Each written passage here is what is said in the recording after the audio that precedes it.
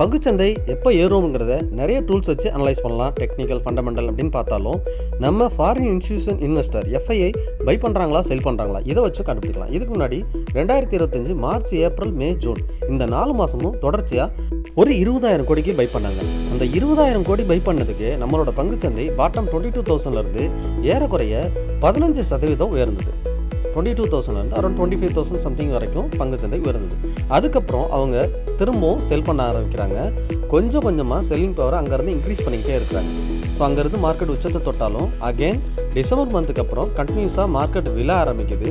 December மாதத்துலேருந்து சிறிதாக அவங்களோட செல்லிங் லெவல் இன்க்ரீஸ் பண்ணுறாங்க. இப்போ 2026 மார்ச் மந்தில் 1,22,000 கோடி ஒரே மாதத்தில் செல் பண்ணியிருந்தாங்க. பங்குச்சந்தை அதிகபட்சமாக சரிஞ்சு திரும்பவும் அந்த 17% கரெக்ஷன் ஆல் டைம் ஹைலேருந்து 22,000 பக்கத்தில் மார்க்கெட் வந்துச்சு. திரும்பவும் அந்த இடத்துலேருந்து நம்மளோட பங்குச்சந்தை ஏப்ரல், மே, ஜூன் இந்த 3 மாதத்தில் 9% உயர்ந்திருக்குது. நம்ம அதை இங்கே பார்க்க முடியுது. அப்போ எஃப்ஐ என்ன பண்ணிட்டு இருக்காங்க, பங்குச்சந்தை கீழேருந்து ஏன் இந்த 10% நியரஸ்ட் உயர்ந்திருக்கு, இதுக்கப்புறம் என்ன நடக்க போகுது அப்படிங்கிறத இந்த வீடியோவில் தொடர்ச்சியாக பார்க்கலாம். மிஸ் பண்ணாமல் பாருங்கள். அது மட்டும் இல்லாமல் கடந்த 6 மாதங்களாக ஃபார்மா இண்டெக்ஸ் 21,000லேருந்து 3,000க்கு வாய்ப்பு இருக்குன்னு பேசியிருந்தோம். அங்கே நம்மளோட ஃபார்மா பீஸ்லையும் முதலீடு பண்ணியிருந்தோம். அங்கேருந்து 20% உயர்ந்திருக்கு. அந்த ப்ராஃபிட் தான் நீங்கள் பார்த்துட்டு இருக்கீங்க. அது இப்போது அதுபோல் ஒரு சூப்பரான ரிட்டர்ன் கொடுக்கறதுக்கு ஒரு செக்டார் தயாராக இருக்குது. லாஸ்ட் வீக்கும் பேசியிருந்தோம், இந்த head and shoulder break out ஆனால் இந்த லாங் டைம் ட்ரெண்ட் பக்கத்தில் போயிடும். இப்போ அந்த ட்ரெண்டையும் பிரேக் ஆகிறதுக்கு வாய்ப்பு இருக்குது. அந்த செக்டார் என்னங்கிறதையும் இந்த வீடியோவில் இறுதியில் பார்க்கலாம். அதை தாண்டி பிஓசி பேங்க் இண்டெக்ஸ் லாஸ்ட் 2024 செப்டம்பரில் ஒரு கன்சால்டேஷன் நடந்தது. 3 டோஜி ஒரே இடத்துல பேட்டர்ன் வந்துட்டே இருந்துச்சு. அகைன் 3 மாதங்கள் டோஜி பேட்டர்ன் வந்துச்சு. இப்போது அதே மாதிரி 3 மாதங்கள் கன்சால்டேஷனில் இருக்குது. இது ஒரு சூப்பரான புல்லிஷ் போகிறதுக்கு வாய்ப்பு இருக்குன்னு பேசிகிட்டு இருக்கோம். அதை இந்த வீடியோவில் பார்க்கலாம். Then Nifty mid cap and Nifty small cap இது ரெண்டுமே அதனோட ஹிஸ்டாரிக் ஹை பக்கத்தில் வந்திருக்கு. இது ஒரு ரெசிஸ்டன்ஸ் ஜோன். இந்த இடத்துல ஒரு சின்ன செல்லிங் கூட வரதுக்கு வாய்ப்பு இருக்குது. வந்தாலுமே இந்த தடவை ஆல் டைம் ஹையை கட்டாயமாக mid and small cap index break பண்ணிடும் அப்படின்னு நம்ம எதிர்பார்க்குறோம். இந்த 2 இண்டெக்ஸும் புல்ரனுக்கு மாறும்போது நம்மளோட பங்குச்சந்தை மேலுமே உயர்வதற்கு அதிகமான வாய்ப்பு இருக்குன்னு தான் நான் பார்க்குறேன். அடுத்த ஒரு மாதங்கள் பங்குச்சந்தை உயரும் அப்படிங்கிறதுக்கு இன்னொரு முக்கியமான காரணம் ஐடி இண்டெக்ஸ் அதனோட ஹிஸ்டாரிக்கல் சப்போர்ட்டை 26,000 எடுத்திருக்கு. இது தொடர்ச்சியாக ஏறிச்சுன்னா மார்க்கெட்டுக்கு இது ஒரு பாசிட்டிவ் நியூஸாக பார்க்கலாம். அடுத்து எஃப்எம்சிஜி இண்டெக்ஸும் தொடர்ச்சியாக உயர்ந்துக்கிட்டே இருக்குது. ஒரு செக்டார் பை ட்ரெண்டில் இருக்குது இல்லை செட் ட்ரெண்டில் இருக்குது அப்படிங்கிறத இப்போ இந்த வியூ வச்சு தெரிஞ்சுக்கலாம். இப்போ இந்த செக்டார் பை ட்ரெண்டுக்கு கன்வெர்ட் ஆகிருக்கு. அது என்னங்கிறதையும் இந்த வீடியோவில் இறுதியில் பார்ப்போம். நான் Govind, AMFI register mutual fund distributor and ஐஆர்டிஏயோட சர்டிஃபைட் இன்சூரன்ஸ் அட்வைசர்.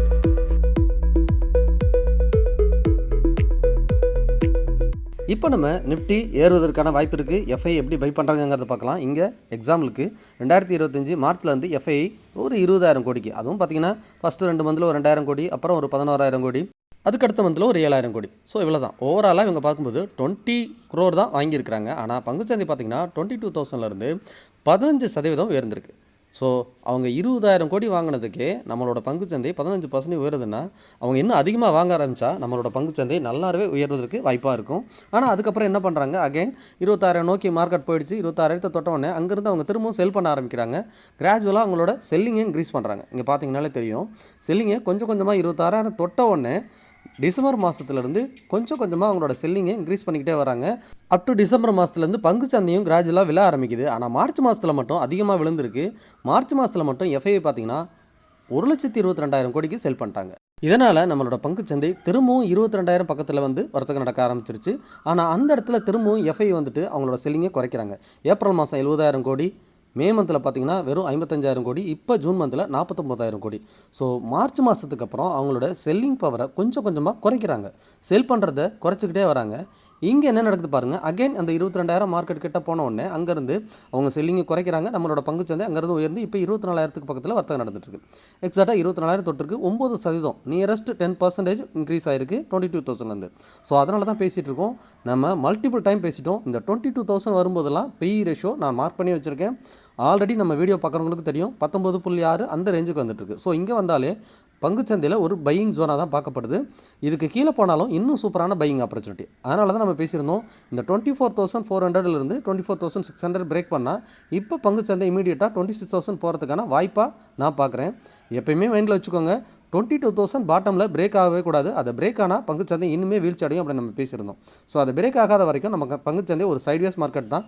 இப்போ பாட்டம்லேருந்து திரும்ப 26,000 நோக்கி வந்துட்டுருக்கு. எஃப்ஐ அவங்களோட செல்லிங்கை குறைச்சிட்ருக்குறாங்க. ஸோ இந்த மாதத்துலேயும் அவங்களோட செல்லிங்கை கம்மி பண்ணாலே போதும். அவங்க பை பண்ணலனாலும் செல்லிங்கை கம்மி பண்ணாலே நம்ம பங்குச்சந்தை திரும்பவும் உச்சத்துக்கு வரத்துக்கு அதிகமான வாய்ப்பு இருக்குது. அதுக்கு நிறைய நியூஸ் சொல்லலாம். இங்கே டெக்னிக்கலாக பாசிட்டிவாக நிறைய செக்டார்ஸ் பார்த்திங்கன்னா புல்லிஸுக்கு பக்கத்தில் இருக்குது, இல்லை ட்ரெண்டை பிரேக் பண்ண லெவலில் இருக்குது. லாஸ்ட் மந்த்து பார்த்திங்கன்னா financial sector and banking sector நல்லா பர்ஃபார்ம் பண்ணியிருக்கு. இங்கே ஒரு சூப்பரான புல்லிஸ் கேண்டில் உங்களால் பார்க்க முடியுது. இந்த மந்த்தும் தொடர்ச்சியாக இந்த பேங்க் அண்ட் ஃபினான்ஸ் செக்டாரை வாட்ச் பண்ணி பாருங்கள், ஏறத்துக்கான அதிகமான பாசிபிலிட்டி இருக்குது. இதில் நம்ம தொடர்ச்சியாக பேசிட்டு வந்த இன்னொரு செக்டார்னு பார்த்திங்கன்னா ஃபார்மா பார்த்திங்கன்னா 21,300 வரப்போலாம் நம்ம பேசியிருந்தோம். இந்த இடத்துல அக்ரெசிவாக ஃபார்மா பீஸை நான் ஆட் பண்ணிக்கிட்டே இருந்தேன். அந்த இடத்துல வேல்யூவேஷன் பெட்டராக இருக்குது. இது ஒரு பையிங் ஆப்பர்ச்சுனிட்டி தான். இந்த இடத்துக்கு வரும்போதெல்லாம் பை பண்ணலாம் அப்படிங்கிறத தொடர்ச்சியாக நம்மளோட வீடியோ பார்க்குறவங்களுக்கு தெரியும். இந்த இடத்துல நம்ம பை பண்ணிக்கிட்டே இருந்தோம். இந்த மாதிரி ஒரு லாங் கன்சல்டேஷன் ஜோனை முடிச்சுட்டு ஏப்ரல், மே, ஜூன் இந்த 3 மாதங்கள் இப்போ பார்த்திங்கன்னா ஜூலையில் ஒரு 2-3 ட்ரேடிங் தான் நடந்திருக்குது. 3 மாதத்தில் ஏறக்குறைய 20% ரிட்டர்ன் கொடுத்துருக்கு. 20% முழுமையாக அடையலைனாலும் அட்லீஸ்ட் ஒரு 15% நம்மளால் ரிட்டர்ன் பார்க்கலாம். என்னோட ப்ராஃபிட்டை தான் நீங்கள் இப்போ ஸ்க்ரீனில் சைடில் பார்த்துட்ருக்கீங்க. இதே போல் அடுத்த ஒரு லாங் கன்சல்டேஷனை பிரேக் பண்ணிவிட்டு புல்லிஸ்க்கு மாறுற இன்னொரு செக்டார்னா அது நிஃப்டி ரியாலிட்டியாக இருக்க வாய்ப்பு இருக்குது. ஏன்னா இது லாங் டைம் டவுன் ட்ரெண்டோட ரெசிஸ்டன்ஸ் ஜோனை தொட்டிருக்கு. லாஸ்ட் வீக் நம்ம என்ன பேசியிருந்தோம்னா இந்த ஹெட் அண்ட் ஷோல்டர் பேட்டர்ன் தெரிஞ்சிட்ருக்கு. எக்ஸாக்டாக அந்த பேட்டர்ன் லாஸ்ட் வீக் பிரேக் ஆகாமல் இருந்தது. ஆனால் இந்த head and shoulder pattern break ஆகும்போது இந்த ரெசிஸ்டன்ஸ் ஜோனை டச் பண்ணிவிடும். இங்கேருந்து ஒரு 6-7% உயரும்னு நினச்சிருந்தோம். ஆனால் அது இவ்வளோ ஃபாஸ்ட்டாக 1 வீக்கில் உயரும்னு நான் நினைக்கல. ஆனால் ரெசிஸ்டன்ஸ் ஜோனை தொட்டிருக்கு. ஸோ இப்போ இந்த ரெசிஸ்டன்ஸை உடைச்சிட்டு ஹை போகிறதுக்கான பொட்டன்ஷியல் அதிகமாக இருக்குது. நிஃப்டி ரியாலிட்டியில் ட்ரெண்டும் வீக்லி பேசிஸில் ஹையர் ஹை ஃபார்மேஷன் வந்திருக்கு. அதை எப்படி பார்க்குறதுங்கிறத வீடியோட இறுதியில் கட்டாயமாக பார்த்துடலாம். இந்த ட்ரெண்டு கட்டாயமாக இந்த இடத்துல ஒரு செல்லிங் ப்ரெஷர் வந்தாலுமே இந்த முறை இந்த ரெசிஸ்டன்ஸை பிரேக் பண்ணி அப் ட்ரெண்ட் ஆகிறதுக்கு தான் வாய்ப்பு இருக்குது. நிஃப்டி ரியாலிட்டியில் இருக்கக்குள்ள பங்குகள் அல்லது ரியாலிட்டி இண்டெக்ஸில் நீங்கள் முதலீடுகளை உயர்த்தலாம் அப்படிங்கிறது என்னோட கருத்து. இது தொடர்ந்து நம்ம தொடர்ச்சியாக பேசிட்டு வர இன்னொரு செக்டார்னா PSU bank index. PSU bank index பார்த்திங்கன்னா last 3 month April, May, June 3 மாதமும் ஒரு டோஜி பேட்டர்ன் சொல்லலாம். சேம் ஒரே candle selling buying selling buying இதே போல் வந்துட்டுருக்கு. இதுக்கு முன்னாடி இது போல் வந்திருக்கான்னா கட்டாயமாக வந்திருக்கு. 2024 பங்குச்சந்தை வீழ்ச்சி அடைகிறதுக்கு முன்னாடி 3 மாதங்கள் இதே மாதிரி ஒரே இடத்துல வர்த்தகம் நடந்துகிட்டு இருந்துச்சு. ஆனால் அந்த 3 மாதங்களுக்கு அப்புறம் ஒரு பயங்கரமான செல்லிங் வந்துச்சு. பிஎஸ்சி இண்டெக்ஸும் அங்கேருந்து வீழ்ச்சியை பார்த்தது. இதே போல் இப்போயும் 3 மாதங்கள் இந்த கன்சால்டேஷன் ஜோன், இங்கே நான் ரவுண்ட் பண்ணி திரும்ப அகைன் காட்டுறேன். இந்த கன்சால்டேஷன் 3 மாதங்கள் ஒரே இடத்துல இண்டெக்ஸ் க்ளோஸ் ஆகுது, கன்சால்டேஷன் நடக்குதுன்னா ஏதோ ஒரு சைடு ஒரு மிகப்பெரிய மூவ்மெண்ட் இருக்குதுன்னு அர்த்தம். இப்போது பியூசி பேங்க் இண்டெக்ஸ் வந்துட்டு அப் ட்ரெண்டில் தான் இருக்குது.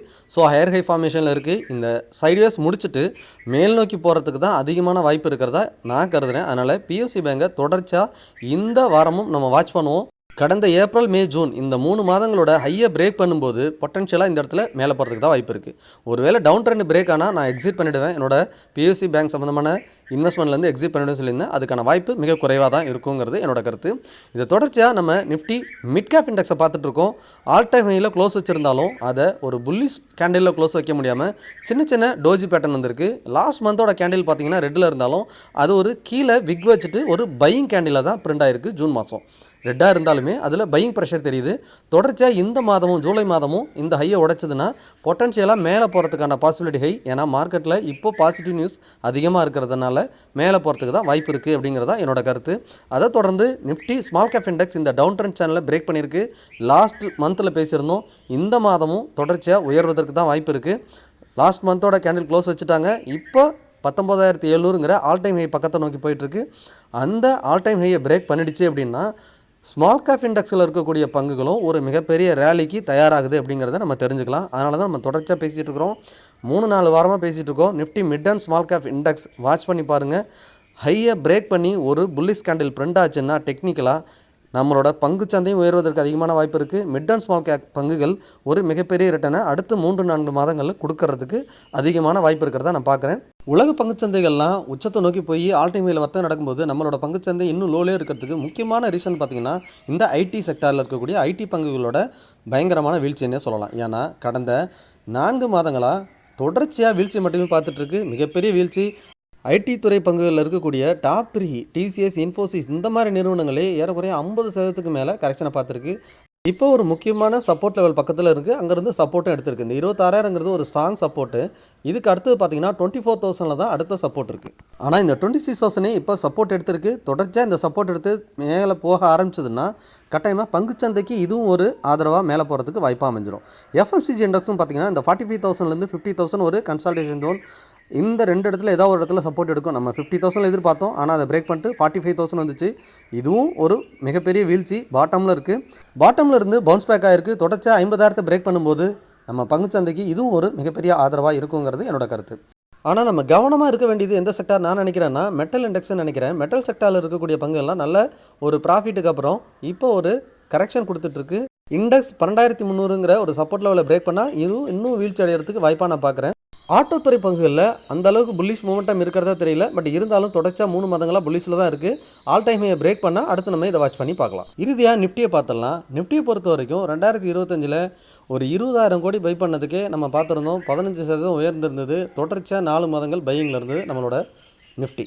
இப்போ பார்த்திங்கன்னா ஒரு முக்கியமான ரெசிஸ்டன்ஸ் ஜோனில் இருக்குது. 24,400லேருந்து 24,600. இந்த ரெசிஸ்டன்ஸை பிரேக் பண்ணிடுச்சுன்னா கட்டாயமாக அடுத்து 2,000 புள்ளிகள் 26,000 நோக்கி போகும். பங்குச்சந்தையில் புதுசாக வந்திருக்கவங்களுக்கே தெரியும் நம்மளோட பங்குச்சந்தை ஒரு சைட்வேஸ் மார்க்கெட்டில் இருக்குன்னு இந்த வியூ பார்த்தாலே தெரிஞ்சிருக்கும். அதுவும் இல்லாமல் இந்த எஃப்ஐ பார்த்திங்கன்னா தொடர்ச்சியாக அவங்களோட செல்லிங்கை குறைச்சிட்டு வராங்க. ஸோ அடுத்த 2 மாதங்கள் அவங்க பை பண்ணலனாலும் செல்லிங்கை நிறுத்தினாலே போதும் நம்மளோட பங்குச்சந்தை 25,000க்கும் 26,000க்கும் போகிறதுக்கு அதிகமான வாய்ப்பு இருக்குது. இதை நம்ம வீக்லியில் பார்த்தோன்னா இங்கே ஒரு டபுள் பாட்டம் ஜோன்னு கன்சிடர் பண்ணலாம். லாஸ்ட் வீக்கே பேசியிருந்தோம். ஆனால் அதை பிரேக் பண்ணுறதுக்கு ரொம்ப கஷ்டப்பட்டு இருக்காங்க. ஒரு சின்ன ட்ரிகர் கிடச்சி இந்த இடத்த 24,400 to 600 பிரேக் பண்ணிடுச்சுன்னா ஒன்ஸு நமக்கு அடுத்த 1,500 புள்ளிகள் 2,000 புள்ளிகள் கன்ஃபார்மாக மார்க்கெட் வந்துட்டு ஈஸியாக மூவ் ஆகிடும் அப்படின்னு தான் நம்ம எதிர்பார்க்குறோம். கூடிய விரைவில் இந்த வாரம் அது பிரேக் ஆகிறதுக்கு வாய்ப்பு இருக்குது. இப்போ நம்ம நாலேஜ் பர்பஸ்க்காக அந்த செக்டார், அதாவது ரியாலிட்டி செக்டாரை வச்சு எப்படி ஒரு செக்டார் வந்து டவுன் ட்ரெண்ட் சேஞ்ச் ஆகுது இல்லை அப் ட்ரெண்ட் சேஞ்ச் ஆகுது அப்படிங்கிறத இங்கே செக் பண்ணலாம். இதனோட சார்ட் அப்படியே ட்ரா பண்ணியிருக்கேன். இதில் லோயர் லோ ஃபார்மேஷனில் ஒவ்வொரு முறையும் ப்ரீவியஸ் லோவை கட் பண்ணி க்ளோஸ் வச்சுட்டே இருக்காங்க. இங்கே கலர் மட்டும் சேஞ்ச் பண்ணி காட்டுறேன் பாருங்கள். இந்த லோவையும் கட் பண்ணியிருக்கோம். ஒவ்வொரு முறை 2024 ப்ரீவியஸ் லோவை கட் பண்ணி புது லோவுக்கு போயிட்டே இருக்கும். எப்போ இது ட்ரெண்டு சேஞ்ச் ஆகுது அப்படின்னு நம்ம செக் பண்ணுறதையும் பார்த்துடலாம். இப்போ ஹையை பிரேக் பண்ணும். அப்போ ப்ரீவியஸ் ஹையை பிரேக் பண்ணிடுச்சுன்னா அப்போ ட்ரெண்டு சேஞ்ச் ஆகுது, அப் ட்ரெண்டுக்கு சேஞ்ச் ஆகுதுன்னு பார்க்கலாம். ஆனால் டாப்லேருந்தே பாருங்கள், இந்த எல்லோ கலர் லைன் போடுறேன். ஒரு முறை கூட ப்ரீவியஸ் ஹையை உடைக்கவே இல்லை. ஆனால் இப்போது லாஸ்ட் வீக்கில் பார்த்திங்கன்னா ப்ரீவியஸ் ஹையை பிரேக் பண்ணி மேலே வந்திருக்கு. ஸோ இந்த இடத்துல ட்ரெண்டு சேஞ்ச் ஆகிறதுக்கான ஃபஸ்ட்டு சிக்னல் டெக்னிக்கலாக நமக்கு கிடச்சிருக்கு. நான் இந்த இடத்துல க்ரீனில் உங்களுக்கு வைக்கிறேன். இப்போது ஃபஸ்ட்டாக 2024 செப்டம்பர்லேருந்து கரெக்ஷனுக்கு அப்புறம் முதலாக ப்ரீவியஸ் ஹையை பிரேக் பண்ணி க்ளோஸ் வச்சுருக்காங்க. ஸோ இப்போ என்ன நடந்திருக்குன்னா லாங் டைம் டவுன் ட்ரெண்டோட ரெசிஸ்டன்ஸ் இப்போ பார்த்திங்கன்னா எல்லா ஹையும் இங்கே நான் கனெக்ட் பண்ணியிருக்கேன் பிளாக் லைனில். இங்கே பார்த்திங்கன்னா செல்லிங் ட்ரிகர் ஆகிருக்கு. இந்த இடத்துல தான் ஃபஸ்ட்டு நமக்கு செல்லிங் ட்ரிகர் ஆகிருக்கு. லோ கட் பண்ணியிருக்கு. சரிங்களா? ஸோ லோ கட் பண்ண இடத்துல தான் நம்ம இந்த ட்ரெண்டு சேஞ்ச் ஆகுது. இந்த ஒரு செக்டார் வந்துட்டு அப் ட்ரெண்ட்லேருந்து செல் ட்ரெண்டுக்கு சேஞ்ச் ஆகுது. இந்த இடத்துல நம்ம எக்ஸிட் பண்ணிக்கலாம், உங்களோட ப்ராஃபிட்டை கட் பண்ணலாம் அப்படின்னு டிசைட் பண்ணுற இடம் மேலே. இப்போ இந்த டிசைட் பண்ணுறது, அதாவது பையிங், இந்த செக்டார் வந்துட்டு பையிங்க்கு சேஞ்ச் ஆகுது, அப் ட்ரெண்டுக்கு சேஞ்ச் ஆகுது அப்படிங்கிறத இப்போ நமக்கு ஒரு சிக்னல் கிடச்சிருக்குன்னா நேராக அப்படியே மேலே போகணும் அவசியம் இல்லை. இப்போ ஒரு ஆல் டைம் ஹையிலேருந்து கனெக்ட் பண்ண எல்லா ரெசிஸ்டன்ஸும் இந்த லைன் பிளாக் லைன் பாருங்க, அந்த ரெசிஸ்டன்ஸை டச் பண்ணியிருக்கு. இப்போ ஒரு சின்ன கரெக்ஷன் கூட வரலாம் இந்த இடத்துல. பட் பாட்டமில் இருக்கும்போது நிஃப்டி ரியாலிட்டி பெட்டர் வேல்யூவேஷனில் தான் இருந்தது. இப்போ ஒரு கரெக்ஷன் வந்தாலும் அதை நான் ஒரு ஆப்பர்ச்சுனிட்டியாக தான் பார்ப்பேன். திரும்ப ப்ரீவியஸ் லோ உடைக்காத வரைக்கும், இந்த லோ கட் பண்ணது வரைக்கும் நிஃப்டி ரியாலிட்டி பொறுத்த வரைக்கும் அப் ட்ரெண்ட் சேஞ்ச் ஆகுது. கூடிய விரைவில் டவுன் ட்ரெண்ட் சேனலையும் பிரேக் பண்ணிட்டு அடுத்தடுத்த உயரத்துக்கு போகும். நீங்கள் முதலீடு செய்வதற்கு முன்னாடி ஒரு ஃபினான்ஷியல் அட்வைசரோட சப்போர்ட் எடுத்துக்கிறது ரொம்பவே சிறந்தது. நான் Govind, AMFI register mutual fund distributor and IRDA certified insurance advisor. கடந்த 3 வருடங்களில் நம்ம சேனல் மூலிமா 220 நண்பர்கள் term and health insurance mutual ஃபண்டில் முதலீடு செஞ்சு பயனடைஞ்சிருக்காங்க. அது மட்டும் இல்லாமல் நீங்களும் உங்கள் ஃபேமிலிக்கான ஒரு நல்ல term insurance, health insurance search பண்ணிட்டு இருக்கீங்கன்னா இந்த சேனல் மூலிமா எடுத்தீங்கன்னா லைஃப் டைம் உங்களுக்கு கிளைம் ரிலேட்டட் எல்லா சப்போர்ட்டும் ஃப்ரீயாகவே கிடைக்குங்கிறத இங்கே பதிவு பண்ணிக்கிறோம். அதுக்கு நீங்கள் செய்ய வேண்டியதெல்லாம் டிஸ்பிளே தெரியுற வாட்ஸ்அப் நம்பருக்கோ அல்லது மெயில் ஐடிக்கோ தொடர்பு கொள்ளுங்கள். உங்களுக்கு மியூச்சுவல் ஃபண்ட் பற்றின சந்தேகம் இருந்தாலும் அல்லது மியூச்சுவல் ஃபண்டில் முதலீடு பண்ணணும்னாலும் தாராளமாக என்ன நீங்கள் தொடர்பு கொள்ளலாம். இந்த வீடியோ உங்களுக்கு கட்டாயமாக பயனுள்ளதாக இருக்குன்னு நம்புறேன். நீங்கள் புதுசாக இருந்தீங்கன்னா நம்ம சேனலை சப்ஸ்கிரைப் பண்ணுங்கள், லைக் பண்ணுங்கள், உங்களோட ஃப்ரெண்ட்ஸ் அண்ட் ஃபேமிலிக்கு மறக்காமல் ஷேர் பண்ணி பார்க்க சொல்லுங்கள். மீண்டும் ஒரு நல்ல வீடியோவில் சந்திக்கிறேன். உங்கள் கோவிந்த்.